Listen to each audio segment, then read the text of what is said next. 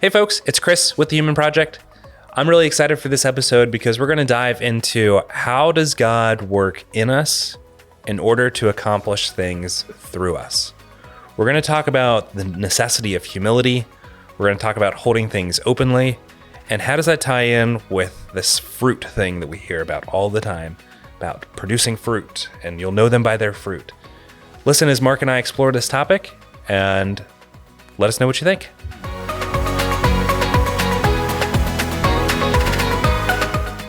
Hi, Mark. Hey, Chris. How's it going today? It's splendiferous. Splendiferous. I've been looking in the dictionary for other words to use to reply to that question. I think one of the last episodes, I did say we've used up most of our salutations in the morning. Yes. Greetings and salutations. Greetings and salutations. How are you? I'm doing great. We are in our new studio. Yeah. So exciting. Yeah, I'm really excited. We have a space that now is dedicated and we can come and go as we please. And I'm just really, really excited for everything's recording our first episode here. Set up, and Derek is so excited about that. Yeah. And Derek's a new dad. Yay! Which is super cool. Woo! He always hates that we talk about him in the episode. But yeah, man, it's been a while since we recorded a podcast. A little bit. How do we do this thing? I don't remember. What are we doing? I think we're recording a podcast. Splendiferous. The topic that I think I want to explore is, no surprise, coming from a book. No way. Well, it's a book that I read a couple years ago that was really impactful. And it's from a pastor named Kyle Idleman. And he writes a book called One at a Time. And the theme of the book is talking about how Jesus did his ministry and pulls all kinds of themes from it and says, like, even though there were crowds, Jesus was always talking or working with or addressing one individual person.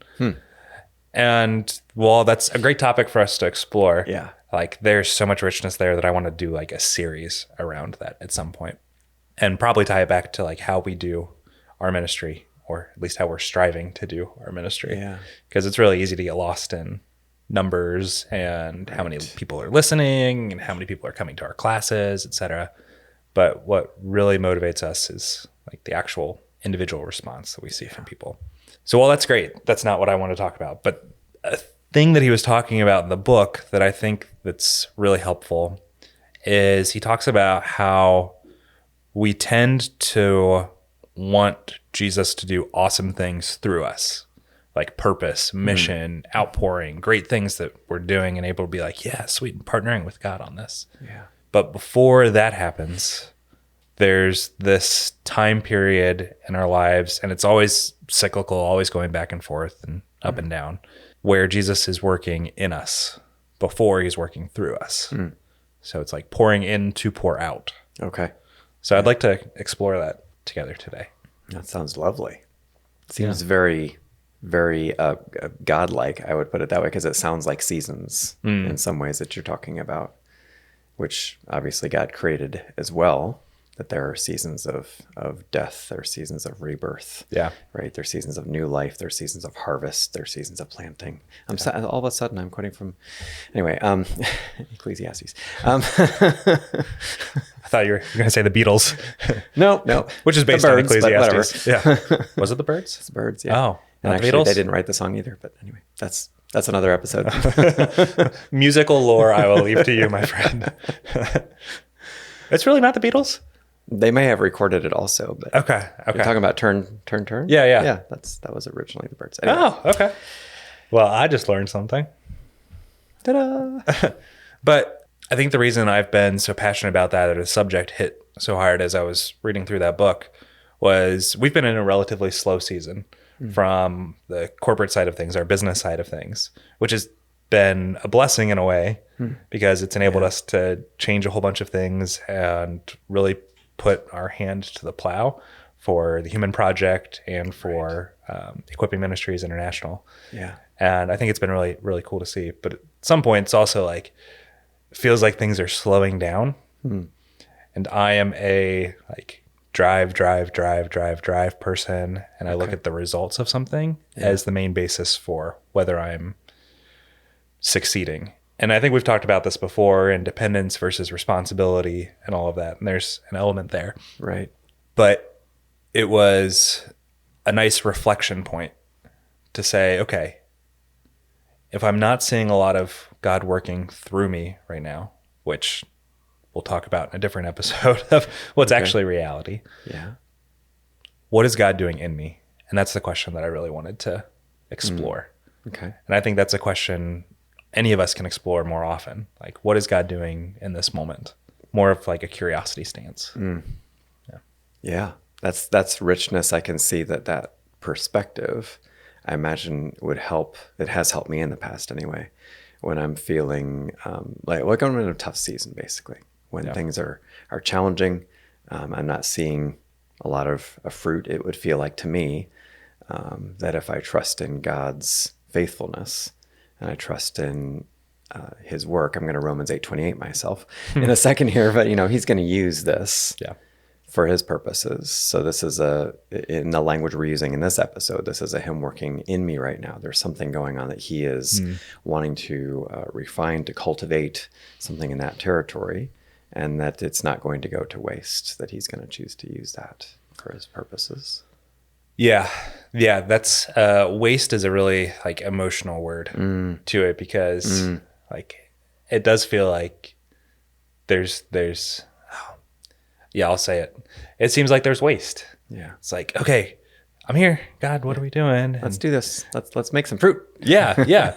And it's so easy to justify that, because like I know for myself growing up, like you'll know them by their fruit, etc. Like all the verses that we can pull from to justify our perspective.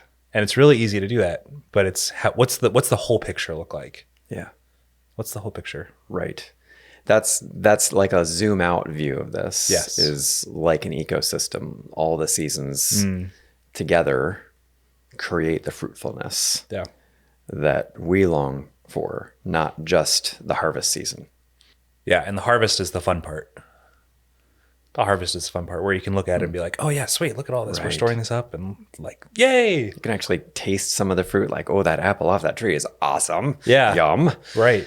You'd experience it. I think similar to our dependence versus responsibility conversation, there's a fear here for me, because I tend to be like focused on the fruit. I want God to do awesome things through me, like use me, God, all of those things that like that's just part of my DNA. And I'm afraid that if I'm not focusing on that, I'm letting my foot off the gas. Just want to reflect what I think I heard you just say right there, because you used a fear word. Yes. Right? You said you were afraid. And I think this is perhaps territory worth exploring, to find where is what God wants us to focus on and where is what he wants us to release to him. I definitely agree. He wants us focused on fruitfulness, in the sense that, we aren't to be idle and not producing for him. And yet it's also not something that's really our responsibility to just like, gotta be fruitful, right? Or to be afraid that we're not being fruitful. But instead, our obedience to him and our cooperation with him in the process, in the seasons of that, is our responsibility in order to be fruitful. So to be available to him, to be willing to do what he's asking us to do, whether it is in the winter that we are bundled up and some things are needing to be removed and some new things are needing to be planted, or whether we're in the harvest season where we're plucking apples, juicy apples off the tree, that we're being obedient and faithful and cooperating with him. Yeah, I think that's a really good perspective. It's because there's a danger on the other side of only focusing on God working in us, and never working through us. Like that's more the constantly exploring, constantly reading, constantly wanting to learn more. And that's great, but never applying it is the danger. And surprise, surprise, this comes back to a continuum for us. Yeah, I know. A book reference and a continuum. Let's end the episode right now. We need a word nerd alert, and then it's the trifecta for our episode. But thank you for calling that out, because it is a fear. And I think you even see Paul talking about that, because I think, I don't remember the verse, but he talks about, I planted, Apollos watered, and God gave the increase. Yeah. And it's what's our responsibility is not the outcome. Right. Although you will know success from the outcome. So that's a weird dynamic that I haven't figured out how to reconcile in my brain. So figure that out for me. Well, I'm not saying this will answer all of that, but certainly in my mind, you will know by fruit. Doesn't mean that I'm responsible to create the fruit, but it will show whether or not I'm cooperating with God in his production of fruit in me. So there's a difference between being fruitful and between that and being responsible for my fruitfulness. I can't fully be responsible for my fruitfulness. I can be responsible for cooperating with God. And in this, it's kind of the short-term, long-term view also. In this specific moment, I can't force there to be fruit. Yeah. But I can cooperate with God and trust that he will bring fruit in his time, in the season. Yeah. Yeah. And our goal is the pursuit of that. Yeah. So maybe let's talk about danger from the other side. We talked about that side of it. Yeah. Because that's where I tend to drive towards. And as we were just talking it briefly before this episode, I think we realized we were had tendencies at different ends of this. Surprise, surprise, we're different. Yeah. What? Yeah. So amazing. Okay. I tend to be on the introspective end of things, where I could just sit around and think about things, a lot, and consider where I might, need to improve and those kind of things, which has value. But if that's all I'm doing, then that's not fruit either. And if I were to use a fear type of word related to it, it would be that then when the time comes to bear fruit, that I'm not going to be able to do it. That I'm trying to I'm not equipped. Yeah, I'm hanging out in the equipping in the winter preparation stage, so that I know that for sure when I leave that season that I will definitely be fruitful. And that's not again not my responsibility either. I can't just introspect enough to be surely fruitful when I walk out of that.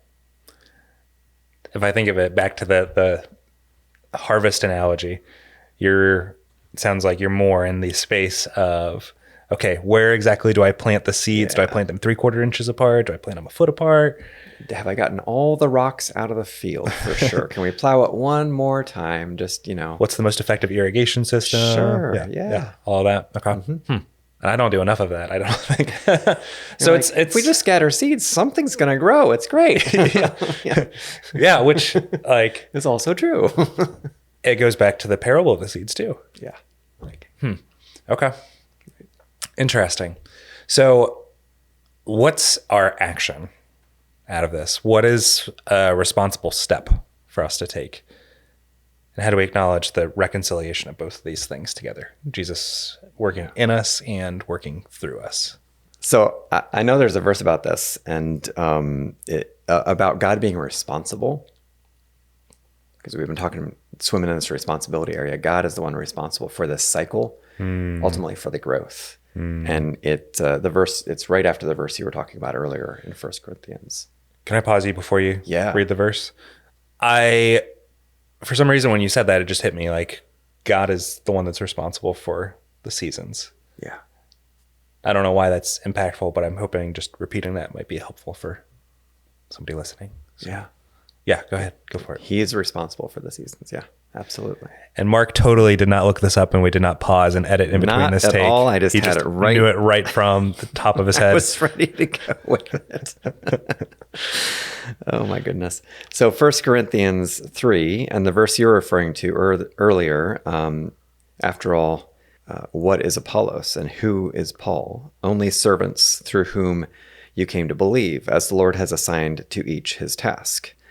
That would be Paul, planted the seed, Apollos watered it, but God has been making it grow. There's a responsibility statement right there. And then the outcome. The verse that came to mind for me. So neither the one who plants nor the one who waters is anything, but only God who makes things grow.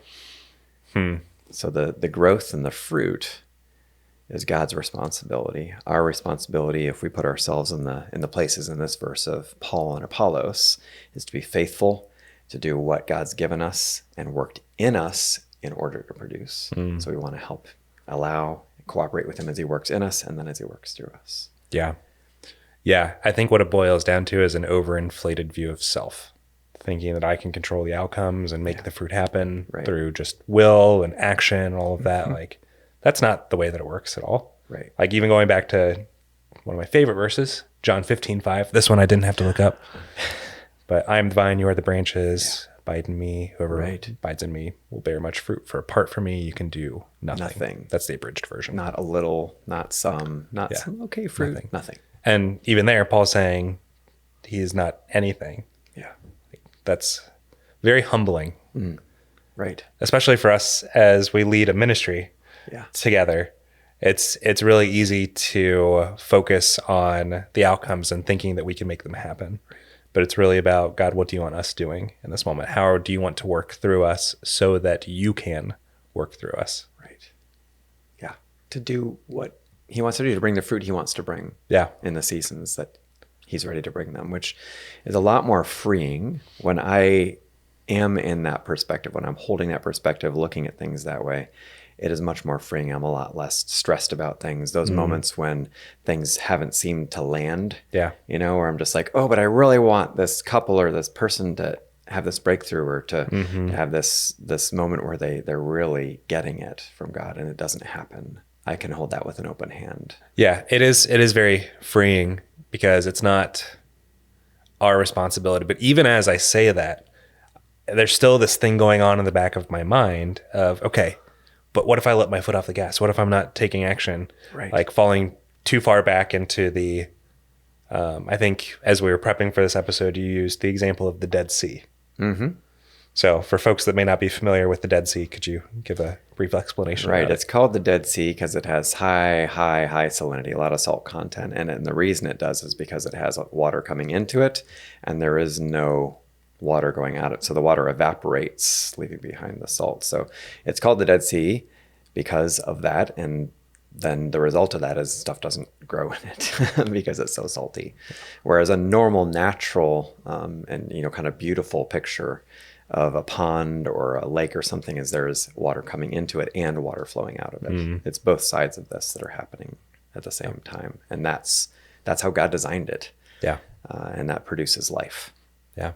So it's almost a mirror of, are you doing both sides of those in order to have a vibrant, vital life as God designed? Right. And if we hold that with an open hand in our perspective as we're asking that introspective question, it's, am I cooperating? I would say it like this: am I cooperating with God in what he's wanting to do in me, refining, planting, whatever it is that God's wanting to do to prepare? Am I cooperating with him? Am I asking him? Am I pausing and allowing him to do those things and inviting him to do those things? And that includes in community, as there's our required reference to community in every episode because it's so critical. A quadrifecta. And the other side of that as well. Am I am I participating with him in producing fruit and fruitfulness and work toward that end at least? And the same thing on the other side with fruitfulness, that I would say, let's ask God with an open hand. Am I cooperating with you? Am I listening to you? Am I asking you where you want to bring fruit and going where you're leading me? Yeah. And this sounds like an overly simplistic statement because it is, and yet it's absolutely spot on. The core of all of it, I think, comes back to, are we listening to God? Are we asking him? And then are we doing what he asks us to do, going where he asks us to go? And that's on both sides of this. Yeah. Yeah. It reminds me of a funnel analogy that somebody gave me when I was in high school, talking about how, in the context of love, but I think it applies here as well. Like, the only way that we can love, and similarly, the only way we can bear fruit is to be poured into so we can pour out. Yeah. And that's like what you were talking about with the lake analogy. Right. And I think that's a beautiful way to think about it. So if we were to summarize in our phrase, to cooperate with God is human. Yeah. And so that it requires both intake and outpouring Right. in obedience and Yeah. humility and all of the other wonderful things. Thank Very you for challenging, exploring that. Very beautiful. Yeah. As God designed it. Yeah. There's a lot of that pairing of challenging and beautiful. That's why we explore these things. That's right. So thanks for exploring that with me, buddy. Yeah. That was really good. Nice. So to cooperate with God is human. If you'd like to learn more about this episode or you have other things related to this, email us at info@humanproject.us. We'd love to hear more topics you're interested in, things that you're curious about, or questions that this brought up. So hope to hear from you and see you in the next episode.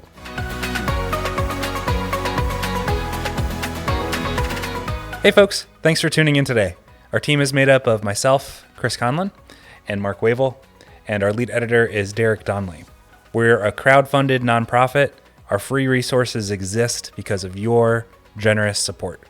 To learn more about us or to check out classes that we talk about here, visit us at www.humanproject.us. Thanks for joining us on our mission to bring 1 million lives closer to the fullness of God's design.